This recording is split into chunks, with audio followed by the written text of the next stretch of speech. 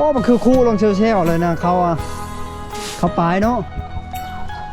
สบายดีเด้อพี่สาวนี่สบายดีโดยสบายดี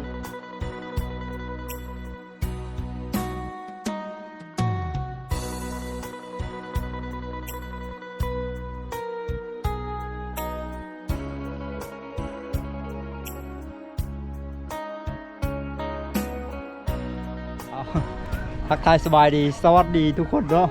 สบายดีสวัสดีเด้อตอนนี้ค่อยเดินทางมาฮอดหมู่บ้านกระจ้อยเมืองเซโปนแขวงสะเขตพี่น้องไงตั้งชื่อนี่โอ้กระจ้อยเดี๋ยวบ่ธรรมดาเด้อพี่น้องนี่ฝนตกพายุเข้าพี่น้องจักเท่าใดมือเลยยังบ่เอิ้นบ่เศร้าบ่หยุดเลย สิพาทุกคนเลาะเบิ่งวิถีชีวิตของชาวบ้านในช่วงพายุเข้าเด้ภายในหมู่บ้านนี่ว่าเขาเจ้าใช้ชีวิตกันแบบใดเนาะรถนี่เมืองน้องหมู่บ้านนี้มีเส้นทางหมายเลข9ตัดผ่านใจกลางของหมู่บ้านเลยตกไปพุ่นไปใส่บ้านแดนสวรรค์ใส่แดนลาวเวียดนามไปใส่เมืองเฮืองฮวาแกกอกีพละของเวียดนามแล้วก็ออกสู่ทะเลไปสิไปนครดานังหรือว่าสิไปไซงอนก็ไปทางนี้เลยก็ได้ไปก็เลี้ยวขวาลงไปพุ่นเพราะว่า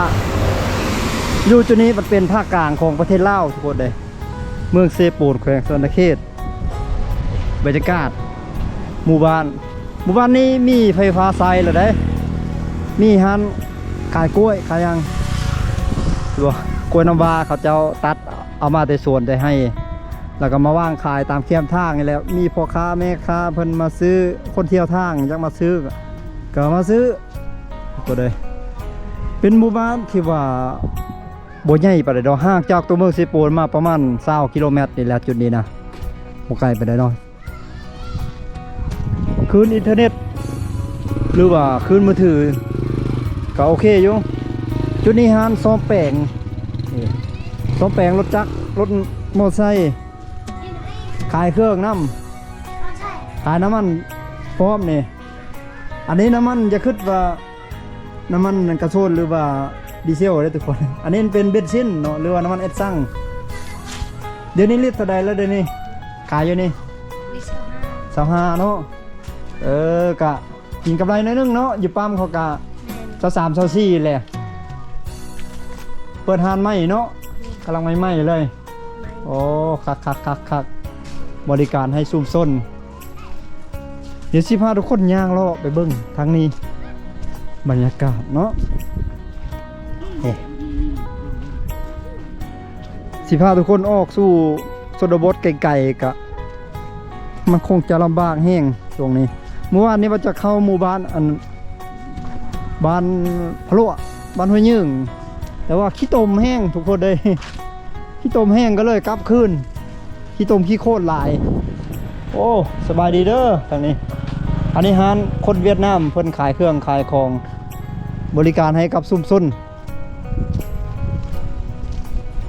นี่ทุกคนเลยบรรยากาศที่ว่าพ่นเบรกโซ่ข้าวโซดีนะเบรกโซ่ข้าวหากระเบรกเมื่อกี้นี่กล้วยน้ำว้าทุกคนตัวนี้ถือว่าเป็นกล้วยที่ว่าเขาเรียกว่าตกเกตกับว่าแม่เนาะตกเกตแล้วเขาจะเอามาว่างขายอยู่นี้บ่เห็นคนสิถามซื้อนี่อันนี้ห้านขายเครื่องห้านนี่หลายได้ห้านค้าได้ทุกคนเลยเดี๋ยวพาทุกคนมาส่องเบิ่งเพื่อมีผู้สาวได้ขายเครื่องเลยโอ้ระปุ๊บเลยระบังเดี๋ยวพาทุกคนย่างเลาะโอ้แถวนี้ปลูกดอกไม้งามขนาดเลยเพราะว่าดอกอย่างการพัฒนาของหมู่บ้านเลยกับมีห้องน้ำห้องในโอเคอยู่ตัวนั้นเป็นอันนั้นเลยนะพวกงานมันต้นมันสับปะหลังอันที่เนมเห็นไม่รู้ว่าทุกคนจะเนมเห็นหรือบ่ขออนุญาตเอาคันโฮมในสีน้องไงตกพกคันโฮมในตลอดเลยสบายเนาะเวลาฝนตกแห้งตกกลางคันโฮมนี่ย่างรออัดคลิปย่างรอเที่ยวชมบรรยากาศภายในหมู่บ้าน ก็จะสังเกตเห็นว่าผู้ได้ผู้มีแล้วก็ผู้ทุกข์ผู้จนเนาะสลับซับกันไปรถหลายได้เส้นทางหมายเลข9ผู้แลจนฮอดนครไกรสอนพวกวิหารผู้แลไปทางขวานี่มาเลยอันนี้รถคนเวียดนาม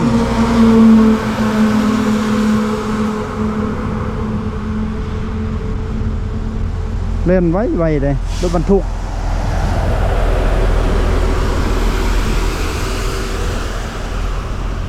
บางคนก็มีเฮือนหลังใหญ่บางคนก็มีเฮือนหลังน้อยบางคนก็มีเฮือนหลังไม่บางคนก็มีเฮือนหลังงามหลังเก้าซักปนกันข้างหลังผู้นางม่านสายผู้นางม่านอยู่ข้างหลัง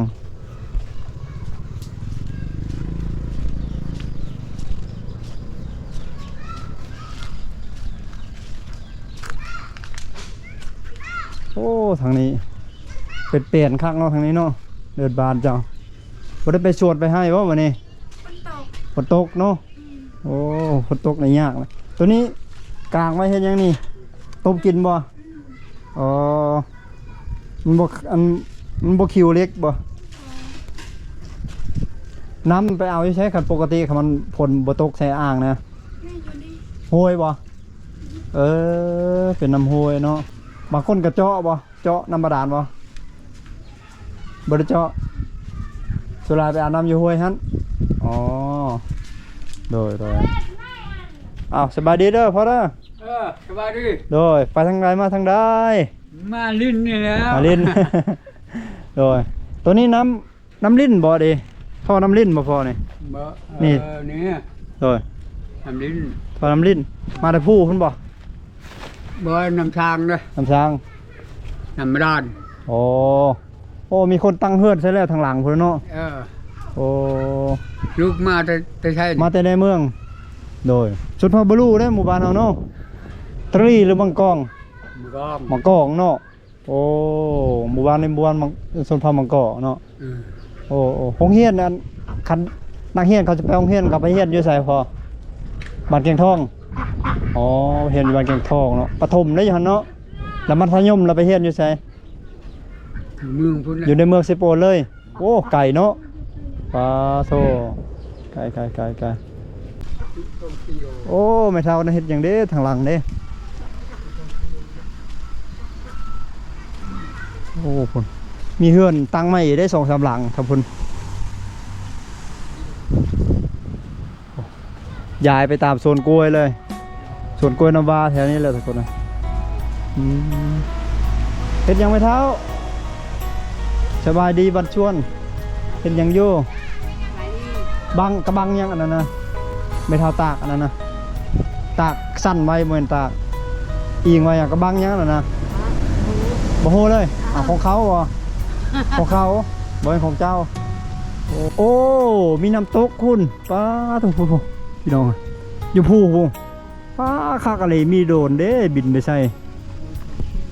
คากะลีไปทางนี้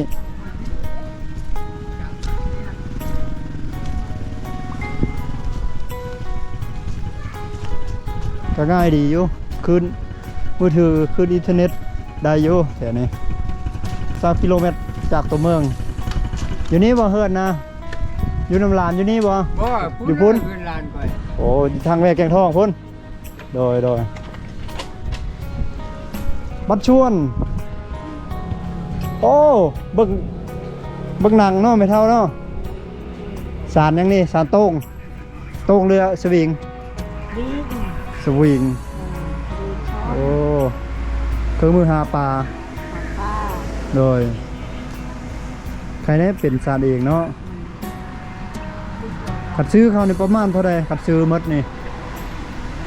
ซื้อเขาเฮ็ดแล้วเราซื้อเอา1,500,000เนาะโอ้แพงขนาดพุ่นเนาะบัดนี้เอาเฮ็ดเองนี่จักมือขันตั้งใจเฮ็ดเนี่ย ได้เอ้ยก็เดือนหนึ่ง เดือนหนึงแล้ว โอ้ มีฮอตเดือนหนึ่งนะ ไปเท่าสถานที่เลยเนาะ โอ้ โธ่สถานที่เลย เอาไว้ซ่อนปูซ่อนป่าซ่อนกุ้งเนาะ ป้า ซ่อนป่าซ่อนกุ้งอยู่ตามห้วย ตามผู้ชอนน้ำเช่ โดยซ่อนอยู่น้ำซี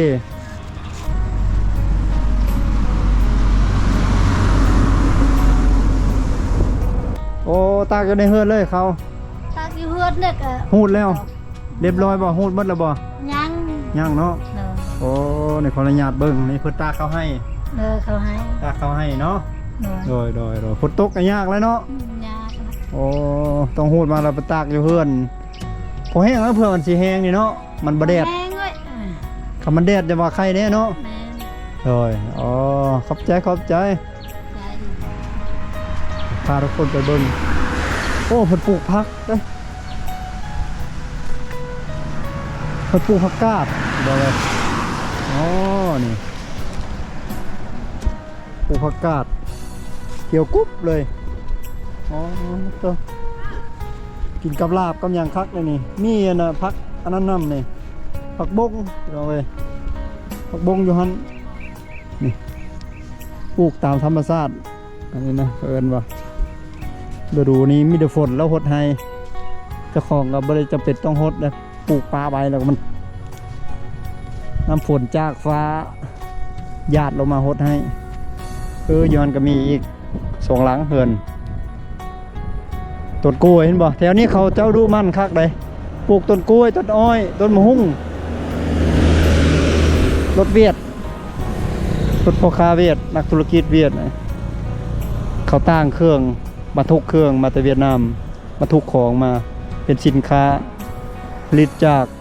เวียดนามเอาไปขายอยู่ลาวเมื่อส่งไปประเทศไทยนำบ่สินค้าเวียดนามได้ข่าวว่าจำนวนหนึ่งก็ส่งไปประเทศไทยเด้พี่น้องเอ้ย พี่น้องท่านใดพบเห็นสินค้าเวียดนามซอยคอมเมนต์แน่สิพาทุกคนย่างเลาะขึ้นไปทางนี้โซนนี่ทางนี้เพื่อสร้างมาทรงลักษณะเป็นดั้งเดิมคลาสสิกเด้สักแถวหลังแถวโซนแถวนั้นย่างไปถึงสังเกตเห็นมีแต่ต้นนั้นต้นกล้วยหลายชุดกล้วยน้ำว้าเลยยางพาราเขาแก้ยางพารา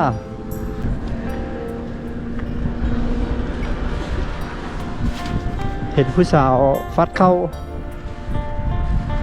หมู่บ้านนี้ยังต่ำเข้าอยู่เนาะสรุปแล้ว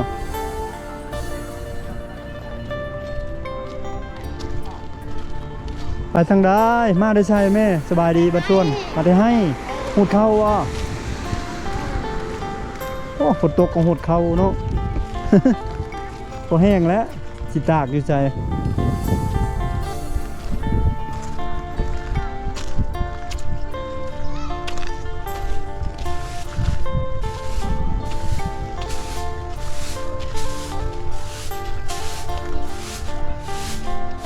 โอ้มันคือคู่ลงเชลๆเลยนะเขาอ่ะเขาปลายเนาะ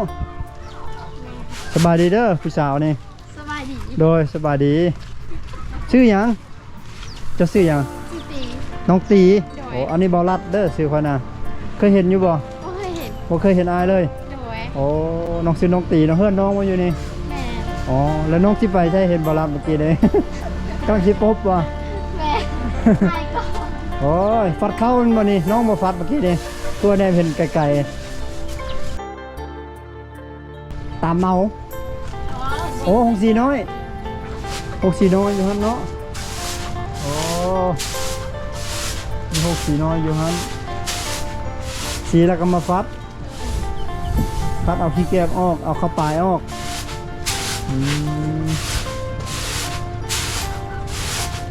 จัดไปหงสีซื้อหงสีจีนบ่หงสีไทยนะจีนเนาะงามเนาะเขาให้เป็นแล้วเขาหน้านี่ เขาให้ เขาให้ เออ ขาวจ้าเลย บ่มีหน้า หงสีน้อยมาจากฮักเนาะเม็ดจากฮักเนาะ อืม มันจากมุนโอ้โตกน้ำไว้ทางหลังเนาะโตกน้ำสกพุย เออ คันน้ำฝนบ่ตกนะครับไปเอาที่ใช้น้ำมาใส่นะ น้องมันช้าง น้ำสร้างบาดาล เออมันชักคนเอง ขุดเอง อืม ไปขุดไก่ป่ะแม่ ไกลเลย ขุดอยู่แคมป์บ้าน นี่ ขุดอยู่แคมป์เฮือนพุ่น เออ โอ้มีน้ำเสยแถวนี้เนาะ เอาขุดเถิงเสยเนาะจักเม็ด น้ำเนาะโอ้ยประมาณได้ละ10 เม็ดถูก โอ้ยบ่ได้เลิกขับ10 เม็ดเนาะ คนก็ลึกเลย บ่เลิกก็เลิกเนาะ อืม หินแต่ละสิหลายเนาะก้อนหินตะเมาอ่ะ เออ หลาย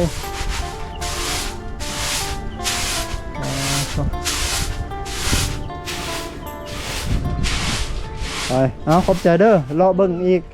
ขอบใจเอาขึ้นนี่ได้บ่มีบ่ทางขึ้นนี่ เอาอุ้มหยัง เชื่อ ไปซื้อหยังมา ไม่ได้ไปซื้อเนี่ย ซื้อครีมทาหน้าบ่ โอแมน เอา เขาเจ้าสั่งมานี่ เป็นผู้ใดสั่งหมู่ โอแมน เป็นผู้ใด ไปสั่งมา ไปสั่งให้มันบ่แม่นผู้บ่าวสั่งมาให้บ่ เออจะไป มาเลยใส่ น้องเชียวไปส่งเพิ่นบ่นี่ แม่ อ๋อ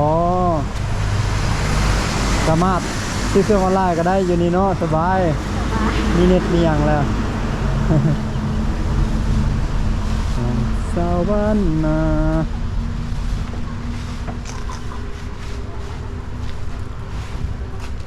พูดเขาให้แล้ววะ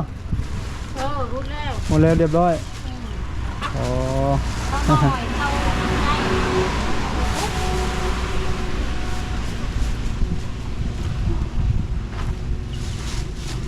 ให้เป็นยูทูบเบอร์อ่ะ แม่นแหละบอกเคยเห็นเนาะคิดว่าเคยเห็นอายสิดอก เขาทำอะไรโดยดีท่านไหนจะ อันนี้ก็เสียไปวะนี่ แม่ เขาอันนี้นะ เอาให้เอื่อยเป็นเดียว เคยฝากสีให้ เราไปส่งเพิ่น แม่แม่ โอ้อายไปส่งน้ำได้บ่ ไปเลย ไป ไปน้ำจูเขาน่ะ เอาไปน้ำจูเขาฮัน ต้องไม่ไปเด็ก บ่ไปส่งให้ซื่อๆส่งให้แล้วก็กลับ แม่ โอ้เพื่อนอยู่ฝากนั้นบ่ บ่ ฮะ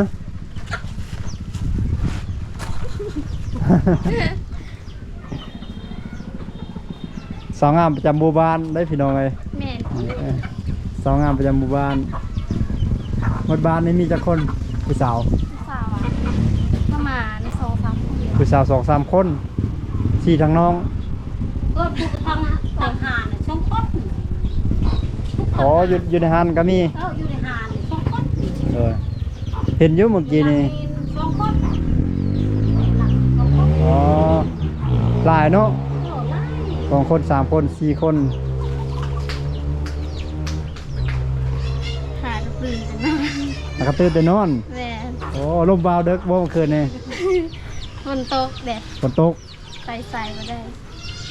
ฝนตกเราไปหันมานี่ยากเนาะนอนม่วนเด้อฝนตกเนาะสิไปฮูดเขาให้ก็บ่ได้ไก่บ่เฮ็ดเขาเฮ็ดให้นะ ให้ เฮ็ดให้ไก่บ่ ไก่อยู่ ไก่ชำไดจักลักจักกิโล บอกก็เฮ็ดพุ่นของเฮือด อ๋อ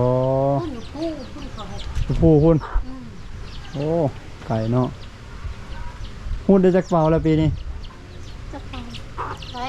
เช้า ไปซาวแล้วเนาะโอ้ยังบ่ได้แล้ว มอด มันแล้ว เขาหน่อยมด